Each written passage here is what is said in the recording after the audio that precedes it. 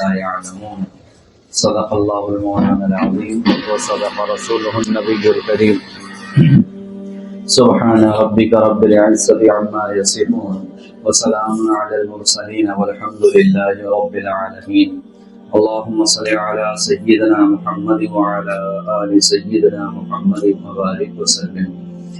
گزشتہ مجلس کے اندر قرآن کریم کے حوالے سے کہ قرآن کریم کی فضیلت اور قرآن کریم ہمارے زندگی میں کیسا ہو اور اس پر عمل ہمیں کتنا کرنا ہے، اس حوالے سے تمہیدی بات آئی تھی. جو ہم نے تمہیدی بات کہی تھی، اس تمہیدی بات سے متعلق قرآن کریم کے پہلے پارے میں سورہ بقرہ کے اندر آیا تھے وَلَمَّا جَاءَهُمْ رَسُولٌ مِّنْ عِندِ اللَّهِ، یعنی جب ان لوگوں کے پاس، یہاں ویسے مراد یہود و نصارہ ہے لیکن عام مراد دیا جائے گا کہ جب ان کے پاس کوئی رسول آیا اللہ کے پاس سے جو ان کتابوں کی تصدیق کرنے والا تھا جو ان کو ملی تھی، نَبَذَ فَرِيقٌ مِّنَ الَّذِينَ أُوتُوا الْكِتَابَ، تو اہل کتاب میں سے ایک جماعت نے اللہ کی کتاب کو پس پشت ڈال دیا، وَرَاءَ ظُهُورِهِمْ، اپنے پیٹ کے پیچھے ڈال دیا، كَأَنَّهُمْ لَا يَعْلَمُونَ، گویا کہ وہ قرآن کریم اور کتاب اللہ کو جانتے ہی نہیں. یاد رکھیں یہ احوال جو ہے یہود کے بیان کیے جا رہے ہیں. آگے یہ پوری سورہ بقرہ میں زیادہ تر جو اللہ تعالیٰ کا فوکس تھا تقریباً 1.5 پارے تک وہ یہود کے حوالے سے تھا. اس میں خصوصی طور پہ یہودیوں نے کیا کیا تھا، وہ جو ان کو کتاب ملی تھی کتاب تورات، اور جو انہیں کتاب دی جاتی تھی زبور، انجیل، جو بھی انہیں آسمانی کتاب دی گئی، انہوں نے ان آسمانی کتابوں پہ عمل نہیں کیا. انہوں نے ان آسمانی کتابوں کو وراء ظہورہم، پس پشت ڈال دیا. تو وہ عمل کس پہ کیا؟ جادو ٹونوں کے اوپر. واتبعوا ما تتلو الشیاطین علی ملک سلیمان، یہ اس کی طرف اشارہ ہے. یعنی اس زمانے میں قرآن کریم یعنی جو ان کی کتاب تھی، اپنی کتاب پر انہوں نے عمل نہیں کیا بلکہ انہوں نے اس زمانے کے جادو ٹونے تعویذات ان کے پیچھے پڑ گئے. اور یاد رکھیے پیارے آقا علیہ الصلوۃ والسلام نے اس امت کے حوالے سے فرمایا ہے کہ یہ امت اور یہود جو ہے وہ حظو النعل بالنعل ہو گئے، یعنی ایک دم برابر سرابر ہے نا. جیسے کہ جوتے کے 2 پیریلل حصے ہوتے ہیں دائیں بائیں، کیسے ایک دم چھاپے برابر ہوتے ہیں، تو اللہ نے اس امت کو یہود کے ساتھ ایسے پیریلل بتایا کہ ایک دم ایک جو ہے کہ 2 جوتوں کے ایک چھاپے کی طرح اتنے برابر ہوں گے. جو حالات ان پر آئے وہ حالات ہم پر بھی آئیں گے، جو خرابیاں ان میں ہوں گی وہ خرابیاں ہم میں بھی آئیں گی. تفصیلی طور پر ابھی میں اس تفصیل میں جانا نہیں چاہتا. اس میں ایک بنیادی جز جو ہے ان کی بربادی کا، وہ اللہ تعالیٰ نے یہاں بیان فرمایا کہ ان کے انحطاط، ان کے ہلاک ہونے اور ان کی بربادی کی ایک جو میجر وجہ ہے وہ کیا ہے؟ انہوں نے کتاب اللہ کو پس پشت ڈال دیا اور کیا کرتے تھے؟ جادو ٹونے سحر ان کے پیچھے لگے.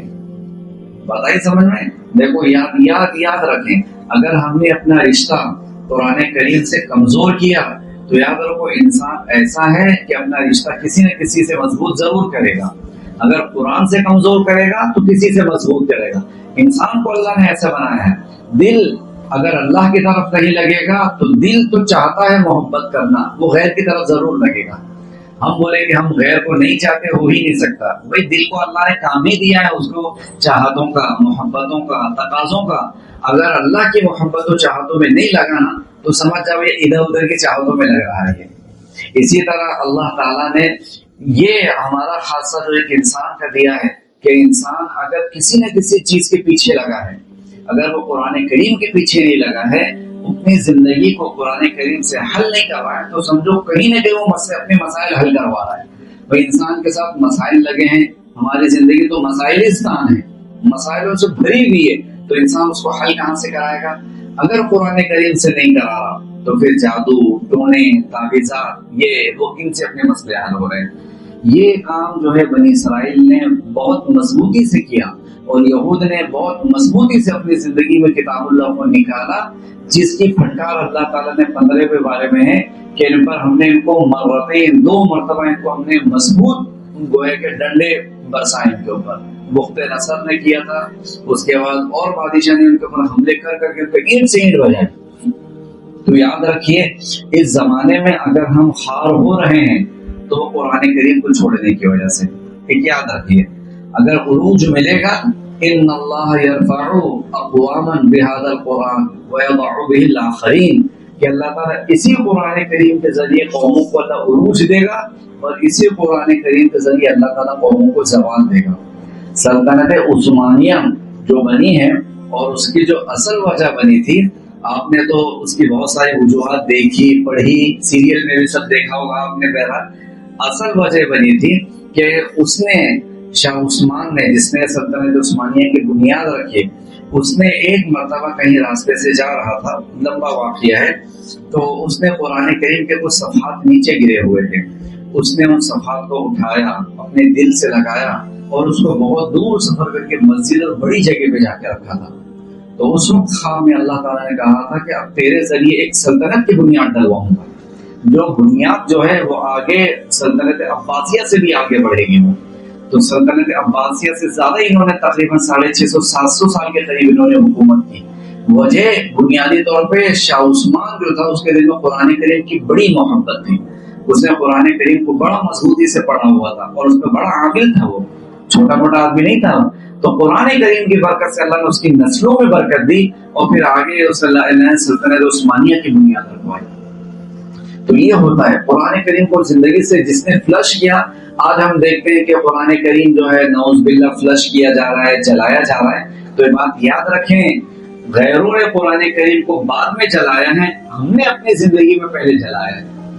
بھلے ہم نے ورچوئل نہیں جلایا ہے، لیکن طاقوں میں رکھ کر اوپر دھول ہٹنے کے لیے، ان تمام کاموں کے لیے جو ہم نے، صرف کوئی نہیں مر رہا ہے تو اس کو مارنے کے لیے اس قرآن کریم اتارا جا رہا ہے۔ ہمارا قرآن کریم کب اترتا ہے؟ ایک آدمی بیچارہ نہیں مر رہا ہے تو سورہ یاسین پڑھو، ہوتا ہے کہ جلدی کیا ہے دنیا سے جائے۔ مرنے کے لیے، اب ایک انسان کے مرنے کے لیے سورہ یاسین پڑھی جا رہی ہے، اس کے بعد خود تو پڑھنے آتا نہیں، لہذا اب ایصال ثواب کرے۔ اب بیچارے ایصال ثواب کے بچوں کو بلا رہے ہیں، اس کو بلا رہے ہیں، جیسا تیسا قرآن کریم کیوں ہو رہا ہے؟ تو ان کاموں کے لیے قرآن کریم رہ گیا ہے، پھر اس کے بعد تو پھر ختم۔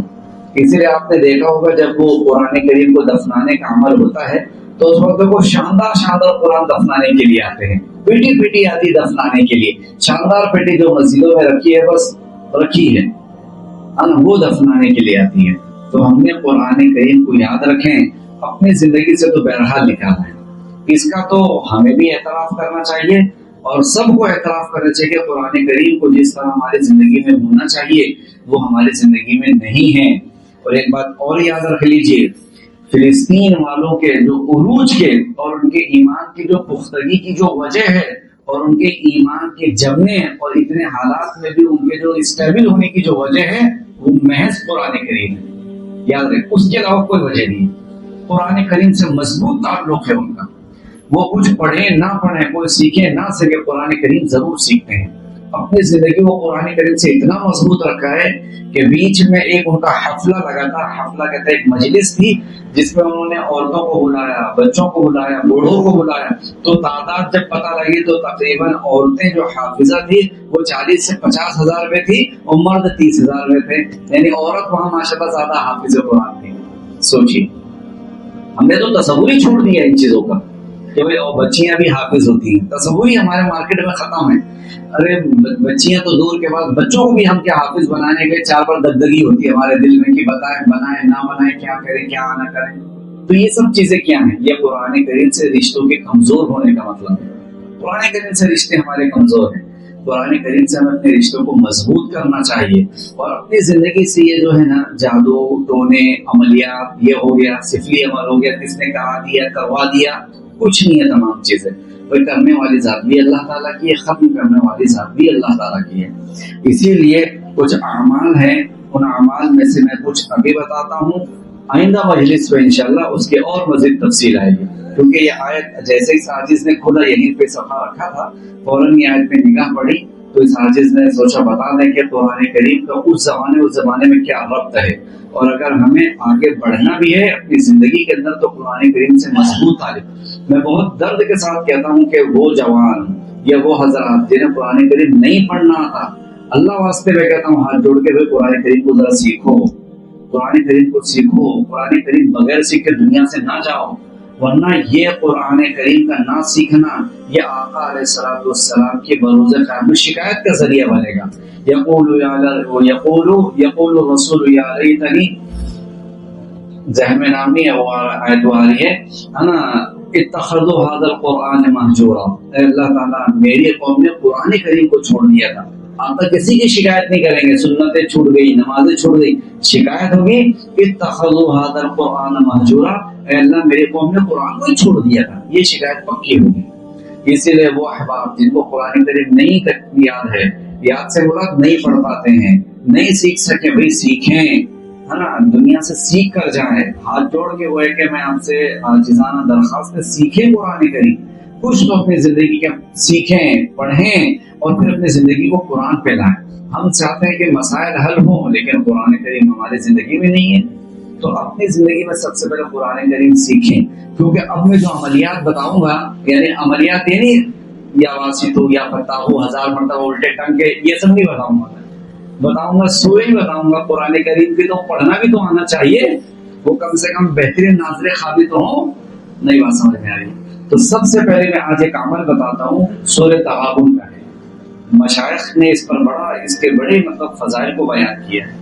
سورہ تغابن کے بارے میں مفتی ضروری خاصا بہترین مفسر قرآن گزرے ہیں، وہ فرماتے ہیں کہ اگر سورہ تغابن فجر سے پہلے پڑھا جائے تو یہ ہیرا ہے. کیا ہے؟ ہیرا. فجر کے بعد پڑھی جائے تو یہ سونا ہے. اشراق تک پڑھی جائے تو یہ سونا ہے. اشراق کے بعد پڑھی جائے تو یہ چاندی ہے، اور اس کے بعد پڑھی جائے تو یہ لوہا ہے. نہیں بات سمجھ میں؟ یعنی اس کا انہوں نے کرائٹیریا متعین کیا.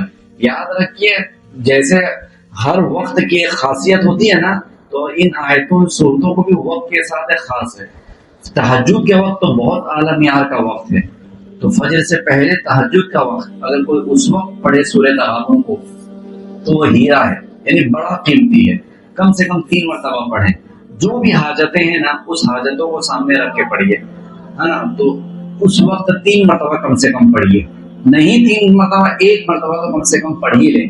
اور جو ماشاءاللہ طلبہ حافظ وغیرہ ہیں انہیں موقع ملے تو 3 مرتبہ فجر سے پہلے، نہ موقع مل سکے فجر کے بعد 3 مرتبہ. یہ سونا ہے. فجر بعد نہیں موقع مل سکا، اشراق کے بعد یہ چاندی ہے. نہیں موقع مل سکا دن بھر میں کبھی بھی، تو میرا کچھ نہ کچھ تو فائدہ دے گا. اور سورہ تغابن ہے کہاں؟ 28ویں پارے میں. 28ویں پارے کے جب ختم ہوگا تو اس سے ختم سے تیسری سورہ جہاں پہ پونا ہو رہا ہے. اس کے بعد سورہ تحریم ہے، سورہ طلاق ہے. تو سورہ تغابن بڑی شاندار. میں نے فضیلتیں ہی بیان کی، ابھی تو میں نے صرف بتایا یہ پڑھیں. فضیلتوں میں تو 40 فضیلتیں ہیں. ظالم سے نجات کے لیے اس کا ایک عمل بھی ہے نا. طلبا وغیرہ کو بلا کر اس کو پڑھایا جاتا ہے. وہ انشاءاللہ میں آئندہ ہفتے جب آپ ایک ہفتے انشاءاللہ عمل کر آئیں گے اور آپ نے عمل کیا ہوگا تو میں اس کی فضیلتیں بتاؤں گا. اور اگر عمل نہیں ہوا تو کوئی مسئلہ نہیں، اسکپ کر کے انشاءاللہ آگے بڑھ جائیں گے. تو فضیلتیں سننا چاہتے ہیں اور وہ عمل جو خاص ہے سننا چاہتے ہیں تو ایک ہفتہ جو ہے ذرا پڑھ کر آئیے. انشاءاللہ پڑھیں گے انشاءاللہ. فجر سے پہلے ہو جائے بہت اچھا، نہیں فجر بعد ہو. اس کے لیے فجر بھی پڑھنی پڑے گی بھائی. فجر سے پہلے اور بعد کے لیے تو فجر بھی ہے نا، فجر بھی پڑھنی.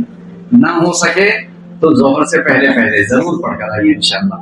سورہ تغابن. اللہ تعالیٰ ہمیں صحیح معنوں میں قرآن کریم کی اہمیت ہمارے دلوں میں اللہ جاگوزی فرمائے، اور اللہ تعالیٰ مرتے دم تک قرآن کریم کو اپنے سینوں سے لگا کر دنیا سے رخصت ہونے کی توفیق عطا فرمائے.